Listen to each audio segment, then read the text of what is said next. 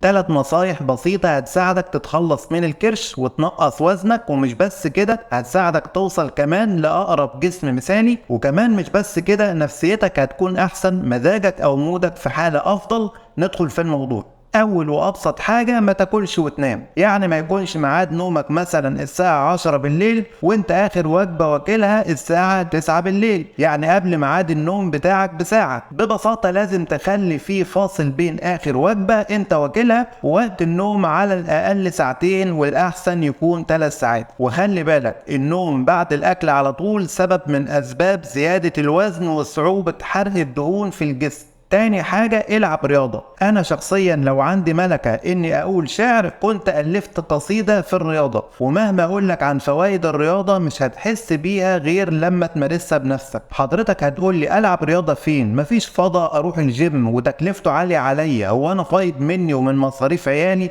أكل وشرب ولبس وصحة وتعليم؟ أقولك بس هو أنا جبت سيرة جيم؟ حد قالك روح الجيم؟ أمال ألعب رياضة إزاي؟ ببساطة وبدون أي تكلفة عليك، العب رياضة في المكان. يعني لو انت قاعد وانت بتسمعني دلوقتي، قوم اقف واجري جري خفيف في المكان، وابدأ ولو ب3 دقايق او حتى خليها دقيقة. المهم انك تحافظ عليها كل يوم. لا خرجت رحت نادي ولا اشتركت في الجيم ولا جريت في الشارع والجو كله تلوث والدنيا زحمة والعربيات رايحة جاية. لكن طبعا لو في مكان هواه متجدد، يعني في الهواء الطلق وفي وسط الطبيعة والخضرة، النتيجة هتكون اجمل بكتير. المهم نرجع مرجوعنا، 5 دقايق جري خفيف في المكان بس حافظ عليهم. المهم انك تحافظ عليهم، وافتكر دايما ان قليل دائم خير من كثير منقطع. يعني 5 دقايق كل يوم افضل بكتير من نص ساعة كل فترة. وبعدين هنروح بعيد ليه؟ ما خير البر عاجله.